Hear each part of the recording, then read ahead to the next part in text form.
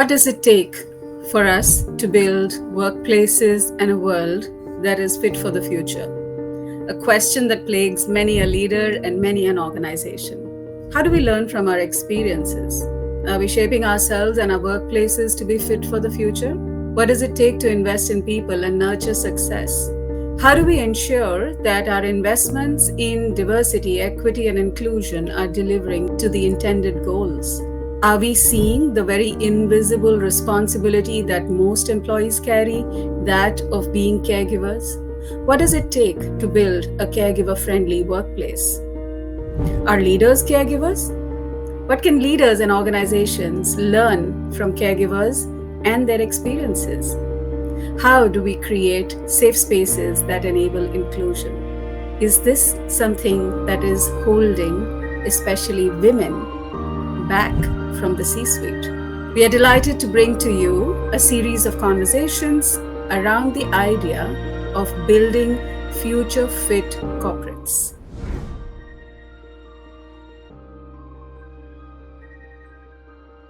Sailaja Manacha, a women leadership coach and an executive coach who has been working with a variety of individuals in this area and who will be able to shed light on this very interesting topic. Hi, Bhavana. Happy to be here. I'm delighted to have you here today, Sai, as you're fondly called. And I would like to take a couple of minutes to talk about your incredible achievements for our audience. Sai, as she's fondly referred to, has coached over 20 leaders at C-1, 2, and 3 levels in large multinationals. She's facilitated thousands of emerging leaders to advance their careers and meet their goals. She's coached for transitions, successions, impact, and influence at the top and with professionals across diverse industries, whether it is BPO, IT, telecom, education, social entrepreneurs, and even TED fellows worldwide. She has clocked 10,000 plus hours in facilitating transformative learning and coaching, created leadership digital products to assist learning and learning journeys. And her work is a practical combination of psychology, leadership development approaches, and awareness based on somatic practices. Sailaja's leadership coaching is informed by HR practices, ontology, generative leadership, distinctions, energy, and action methods for change, body awareness work, transactional analysis, and Gestalt.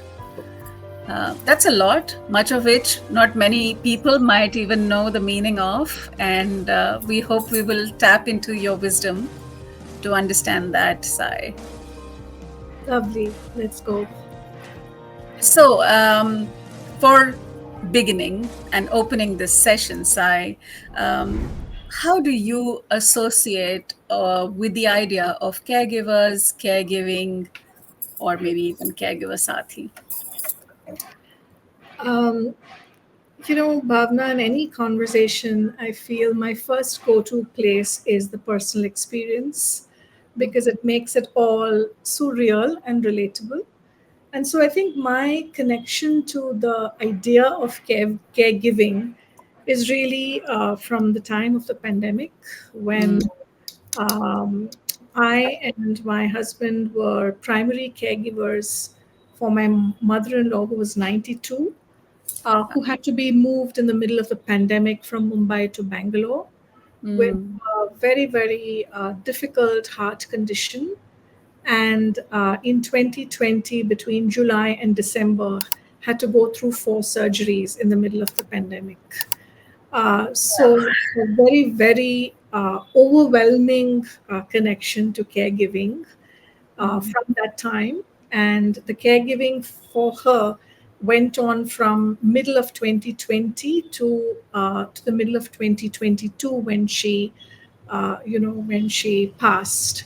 Yeah, so 2 very solid years of very, very extensive and excruciating caregiving only because COVID precipitated a lot of things for us. So, yeah, when I recollect that time, it has possibly been the time of the greatest stress in the home.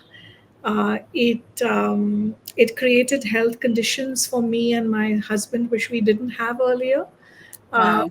including blood pressure, which I didn't have earlier, and Mm, him with a great sense of such exhaustion that he finally in 2022 decided to take a sabbatical because the mm, impact of the caregiving was so significant on his health. So mm. yeah, this is really this conversation is bringing back so much of what felt so tough and challenging. Yeah, those months and those years. Wow. Well, thank you for sharing that. And I think we were just discussing that how caregiving is actually gender agnostic. So, for you to talk about your husband having to take a sabbatical to just slow down and heal um, speaks directly to that idea. Yeah, absolutely. I think, while I see both of us as sharing the load of caregiving, I think I can very, very, happily and very comfortably say that he was actually the primary Mm, caregiver, and I was really like the backup, because in the pandemic there was just too many things to care about, right? Because one could not have doctors and nurses and anyone visit because everybody was in those PP sets. yeah. So it was really crazy, and even house help, nursing support, everything went through a completely different complication. So I think he really took a very, very forward role in all of that. Hmm. I was really like the stepney, a bit of the stepney in that, in that experience. And yeah, I think such a big impact, Bhavna, of it psychologically and physically taking such a huge toll on both of us. Like I said, yeah, we had new ailments develop in those 2 years and new medications added for us, which we didn't have before. It's interesting you should say that because I am a patient of high BP as well, and I have often spoken about it or written about it like as if it was a genetic gift, uh, a legacy from both sides of my parents having hypertension and an inheritance. But I reckon long years of caregiving can have its implications, not just physically, but not just psychologically, but physically as well. Um, Sorry, go ahead. No, no, no. I think the mind and body are one. No, Bhavna. I think we have this strange separation that we create, but it is really one, and therefore, I think that's why the impact. So say a little more because you have extensive experience around somatic work and around the work of mind and body. And what has been your experience of looking at individuals who may have had stress for a period of time and been functional and not recognize that? And how does that show up in terms of productivity at work? It's at the heart of what I do, I think, both as a therapist, as a psychotherapist, and also, in my work with women and women in leadership. I find that when we stay extensively in a space that feels anxiety provoking, then the fight, flight, freeze response is really what is generated in our body. And I think the constant stress, I find one of the most simplest ways in which we can recognize it, and what I often see in my work is clenching, and the muscles of our body going into contraction. That's the body's first response. Yeah, Right. and so therefore, uh, extensively in my work, what I notice is tightness in the neck and shoulders, and and I'm guessing even if you have been in your day now since morning for hours and you just do that, you'll probably just catch it already, right? Yeah. So that's a very big space. But I also notice in my somatic work tremendous clenching of the stomach, Mm, right? So our stomachs are held tight. Some of us are not even aware, but even our anus is held tight. mm, Yes, our body's response is such, right? So you see, when we are contracted, Bhavna, we are not even breathing well, right? that's So the typical deep breath and the easy breath that is required for oxygen to go into our into our brain and especially into the frontal cortex. We need good deep breaths of what we would call belly breathing, but that is completely out of the window when we right. are in a tough space, in a tough day. We're typically just breathing from here, yeah, from our chest, and they're Right. short. Yeah, our breath is short often.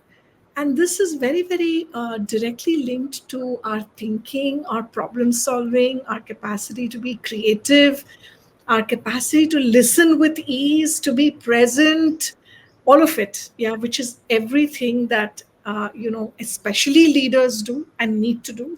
Yeah, which is Mm, be available to their teams, to their people, to be able to listen, to, think sharply, think on our feet, be how do I say, be a formidable presence wherever we are. This is what leaders need to do.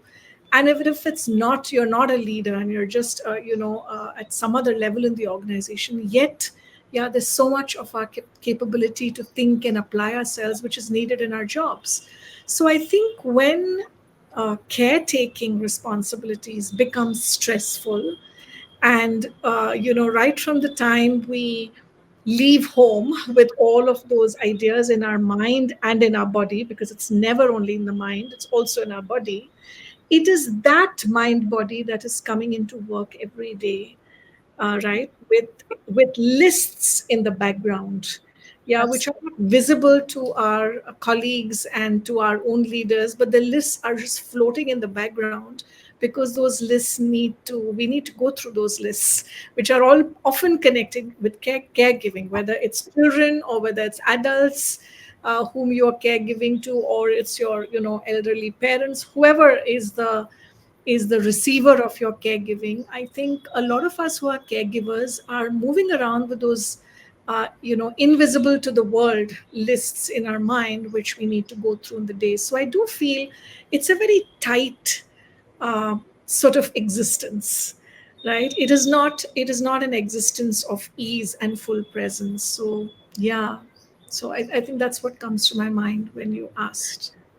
So many things there, and I love it. So, for example, the idea of these lists in your background. One of my favorite writers, contemporary writers, is this woman Mahima Vashisht, who writes this blog called "Womaning in India." And in one of her articles, she wrote about you are marrying a list, a walking, talking list. She's talking to men. you, like it's an incomplete list. And obviously, I'm paraphrasing here, but the idea of list brought that up. And we will probably link that from the show notes to it's a fascinating write-up that she has about the challenges of women in India. um, the idea of lists and the idea of being hyper vigilant because you are caregiving to someone also brings to my mind. So you could be caregiving to a child or a partner or somebody in the home, and it is expected from women a little more. Um, Reminds me of the Zarganic effect in Gestalt, and the cycle of experience. And if so many cycles of experience are going to be open, energy is going to be trapped in that more than be give you the space to be present. Wow. So um, how do you recommend to people who work with you to to cope with so many open lists and the expectation of hypervigilance as Yeah, caregivers? great question.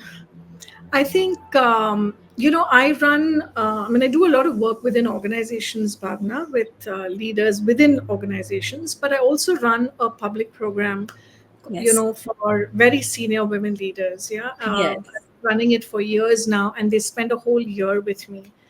And the very start of that session, it's almost like after the introduction, session number one is really learning to track your body, right? And Nice. oftentimes it brings up, like, okay, we're here for a leadership course. What are we doing with this slightly meditative stuff? But I think where I invite all leaders to begin becoming aware of is that we live in our mind, but we also live in our body in a very, very big way.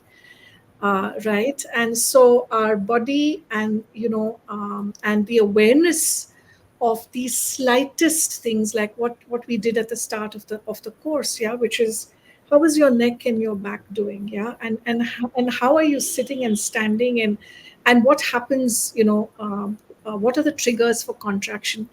A lot of times I find leader, when I ask them this question, many times our sessions are in the evening at 6:30 and 7 p.m., and often the response is, God, I think the whole day I have been like this, and only now when you draw attention, I'm just seeing, oh my God, that was the pain, but I didn't see it for the whole day. And this has such a significant implication if you're walking around in such a contracted body, right? So I think the first invitation is, I think, uh, uh, our awareness about our mind body system is a great place to start.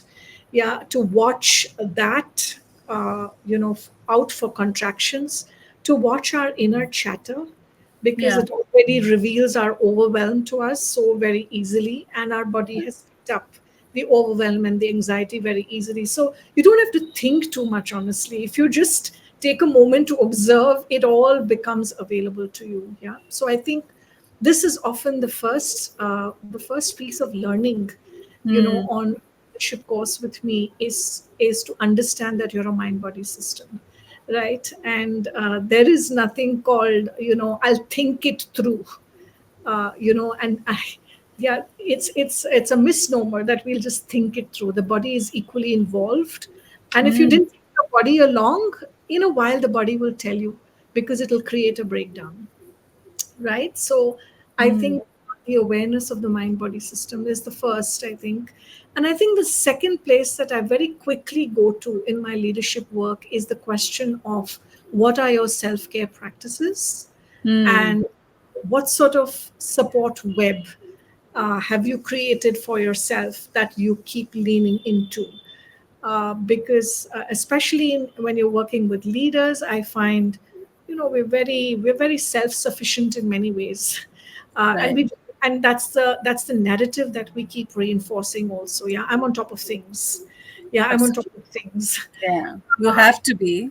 yeah, and then we don't pay enough attention to create the support web that holds us, right, that we can lean into, because it is one of the most significant uh, support webs that you may ever create for yourself, is so important when you are in a caretaking role. So I Hmm. think these two places is often a very big place where we start, and where most leaders don't expect to start, because they're really expecting ideas and concepts, and matrices, and stuff that they're going to learn. But this, I find, is the most important place to start. Right. And the idea of grounding yourself or finding your center is also likely to lead you to recognize that your energy is getting dissipated in those lists. Uh, and Absolutely. And I find that valuable. And despite knowing this, I have to admit, right now I have a very stiff neck, and I haven't necessarily invested in self care as much as one would assume that someone who is working in the space would know. So I suppose we are all fallible. And I think, thank you for sharing, like that so openly. And I really think this is it's a muscle, Bhavna.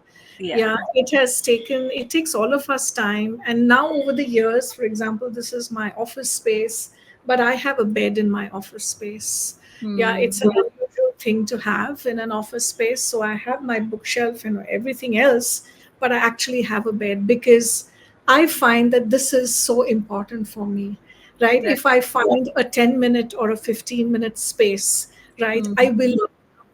And I believe that a place of rest belongs in my office.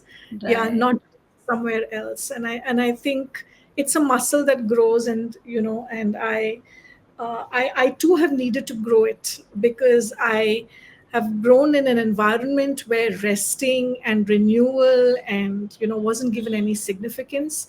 Using every minute of your day, was the highest praised thing that you could do. So I have needed to fight my own demons, yeah, to have a Mhm. bed in my office, like a nice lying down area, and I can have a good divan. I mean, I can have a good cushion on it, which allows me to rest my feet. So, really make it serve me, because Mhm. then every other hour, my feet, my neck, my shoulders, gets rest. So I do think it is a muscle that has to be built to care for ourselves and to recognize that our mind body system has fragility.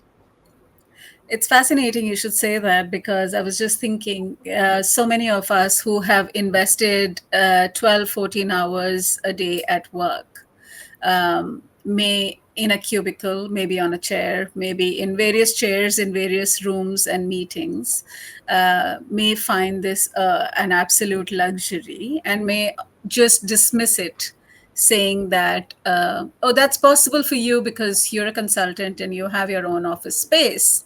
Sure. Um, if I were a leader or a colleague or a team member in an organization, what can I do to create spaces of rest for myself and for Uh, my team members?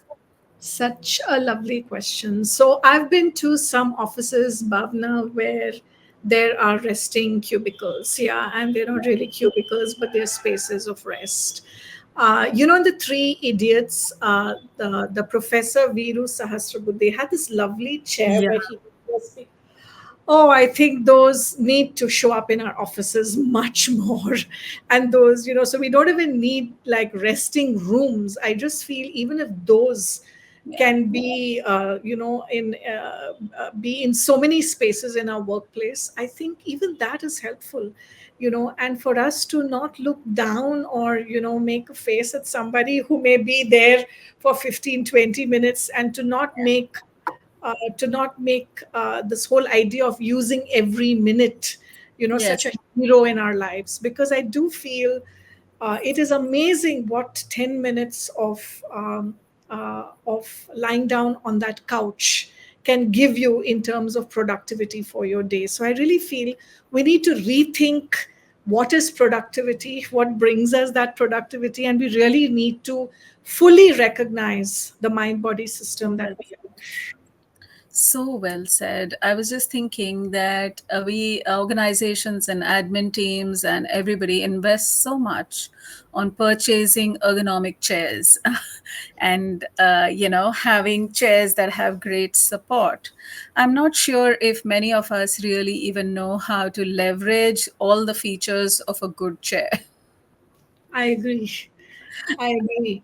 And I think if some couches of this nature could be part of our purchase list, Right. I think that would be great. And I know organizations are doing other things. Yeah, for example, I've seen offices that have a TT table, or that has those round exercise balls around. But I think all of those are lovely, because the mind body system is not, I think rest isn't about just lying in on a couch, but I think movement, right? Yes. Promoting movement is very renewing for the body. Yeah, Yes. so Yes. I think these kind of ideas a lot of organizations have begun doing, but I think more is possible in Yes. this space. Yeah. And I think when we can fully understand that a contracted body is not a present body, if we can just get that piece, Yeah. then we can offer many things that can lead to the release of this contraction. To take the idea further, Sai, what I would say is that a large number of people, now this is about caring for yourself and your body and perhaps your team members, a large number of people do not identify as caregivers because caregiving is narrowly defined as that role that where you help or support someone in activities of daily living, or it is really intense like you described that with your mother-in-law. Whereas you could be a long distance caregiver, you could be a parent to a teenager and worried about school, college, Absolutely. friend circle, whatever else. That's caregiving too. The only thing is, it has a different shape. And this long term caregiving, sometimes of middle managers who might be in the sandwich generation, Hmm. is likely to create chronic stress. What, in your experience, can be some symptoms or preventive actions for managing such chronic stress? I think firstly I want to reiterate how much I love your idea of expanding what caregiving is. Yeah, because I think a lot of us just take mothering and fathering for granted. Like it's, Yeah, you have them, so you just do it. yeah, Yeah, it is a caregiving role, yeah, and that role extends well into their early 20s when we are parents, and sometimes well into their mid 20s even. yes, uh, yeah, so that's certainly a caregiving role. And then of course there's the any other adult that needs caregiving, and then there's the whole parent and elder care. Yeah, so I think it's so important to really widen the gaze of caregiving. I think that is so valuable. um, I think a lot of organizations already have, sort of counseling sort of programs as part of employee right, assistance and right. EAP. But I think that's just one thing, yeah, which is one-to-one counseling. I really believe that, and I'm a big believer of groups that speak Hmm. together and talk Hmm. together. Yeah, Hmm. because I feel that in our current way of life and work, there Hmm. is this isolation that we experience. And a Yes. one to one conversation is supportive, but it's still just one to one, right? Yes. But I think because we are meant to live and thrive in community, we feel very differently about ourselves when we are in a group. So I do feel there is a very big case for organizations having extending counseling from one to one into support groups. Yeah, so Nice. they're not really counseling, but they're really support groups where a variety of topics and ideas can come up, and it's not the counselor who's of support. Yeah, the community there is the Yeah. support. Yeah. And there is very very big strength, in that we can experience in our spines and also in our heart. Yeah, when we know that we are with many other people, not just with one person who's listening to us. Yeah. So I think support groups are a great idea. I also think recognizing that parenting in today's times deserves a special channel just for itself, because of the kind of challenges that children and young adults today are having. Yeah, we are Yeah. sitting on a mental health epidemic of sorts, especially with young adults. Right, diagnosis and all of it is at an all-time high than we've ever seen in the last 15, 20 years. So I do feel that when we are caregivers to young adults, teenage children, it is very, very complex what individuals are navigating. So to Yeah. think that they will compartmentalize some part of their mind and keep the problem there and still function very well at work, this is foolish to Yeah. imagine. Yeah, so I do feel there is scope for multiple channels of support groups, Yeah. right? Whether it's for anxiety problems, and diagnosis on anxiety is at an all-time high again, Yeah. not just for adults, just for people of all ages, right? Hmm. So I think there is a case for multiple verticals, if you may call it that, or topics, for support groups. And I think those spaces need to be available in office, not outside office. Yeah, we just need to rehumanize our workplace, normalize the walking into a room to meditate or to talk or to chat, or yeah. And I do feel there is a very big case for having a lot of these things physically available, not chat rooms. Yeah, Yeah. I think Yeah. we've learned enough about that on the pandemic. So I do feel there is a case for all of this, Bhavna. Thank you for saying that, because I do some of the work that we do at Caregiver Saathi includes working with corporates in terms of helping set up support groups and helping set up a lot of organizations have started investing in what they call employee resource groups and associate resource groups. They are predominantly, let's say, like lean in circles for women, or let's say LGBTQ communities or resource groups. Our experience and our research has shown that while employee resource groups are great for certain themes and certain things, caregiving does not easily lend to an employee resource group. And I'll tell you the reason for that, which is that it is so consuming yourself. When you want to form, let's say, a group of women who want to support each other, there is a very different energy the group can bring because you want to change it for yourself and for other women. Same is true for the LGBTQ groups. Now, caregiving will get most attention from active caregivers who are struggling for time themselves.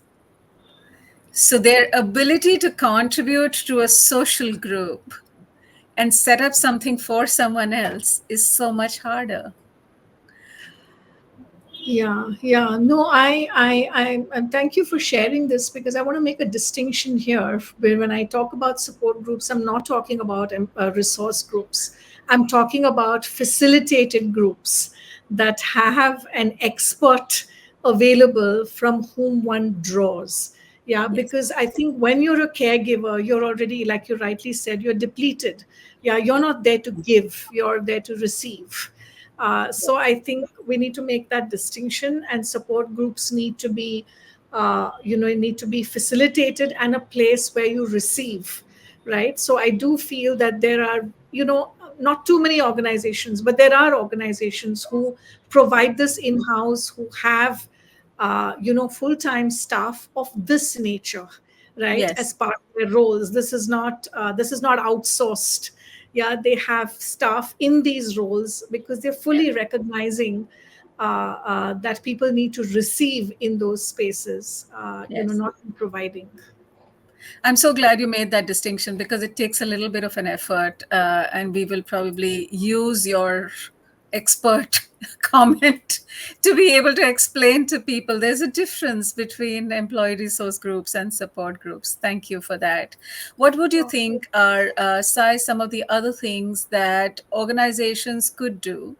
Because let's look at this. The purpose of our conversation is to say that we would like leaders and workplace cultures to be inclusive and innovative. And in order for that to be true, we have invested a lot of energy over the last few years, maybe a couple of decades, to, let's say, bring in gender diversity.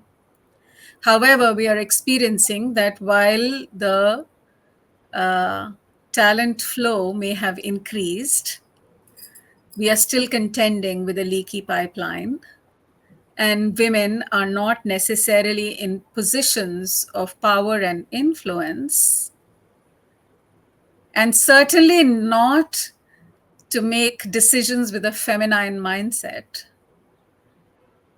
to be able to really change workplaces. So, what can organizations do to, take care of the leaky pipeline?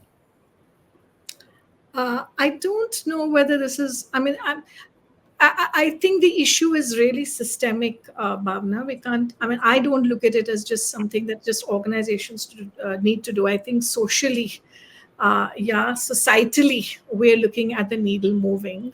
And the reason why the leaky pipeline is also there is because there is a greater participation that is required, from men, from taking their role in caretaking more seriously.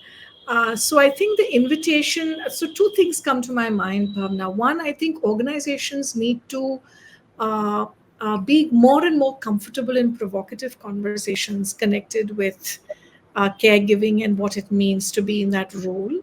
So it's not just HR, but I think it needs to be a multifold conversation all across leadership who's able to share about these things and talk about this and normalize the talking of this. Yeah, it can't be even women who are talking about it. That would also be very skewed and incorrect. So I think comfort with provocative conversations, in this space, I think that itself would be a big help in terms of just people being sensitized to this idea even, right? And the second, I do feel, which I feel very called to and very very um, um, yeah, I think call to is the only word that I can use. Very call to is that there is a bigger energy in the work with men's circles like there are for women. Yeah. And I think when we do that more and more, and we're fully recognizing of other genders and their struggles, because it's not as though there are no struggles, I think then there is a way to support each other, and then the leaky pipeline, I think, can be managed. I don't think the solution is really about just building capacity and strength with women. I think that's just one part of it. I think societally, a shift in the needle is required in terms of thinking, attitude, compassion, generosity towards other genders who aren't yet participating.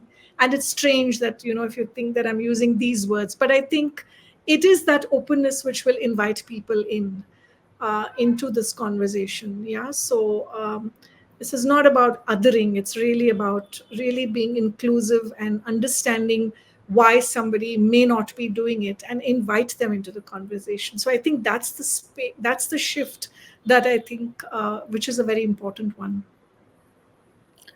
Wise words and perfect timing to kind of take a pause and think about all your insights. I would like to take a rain check in the sense of a follow up conversation with you, because I do think there might be many more things that we need to unpack and explore. But in the interest of time, any closing remarks while I express deep gratitude for your time and sharing the space with us? Thank you, Bhavna. I would love a second conversation. I'm very open to it. And I just want to acknowledge and applaud you for bringing this very, very clear focus on caregiving. Yeah, it is a focus that I haven't seen too much. I haven't been in too many conversations, and without this focus, it would just continue to stay hidden. So more power to you for shining such an important light, on this whole area. So thank you for what you are doing.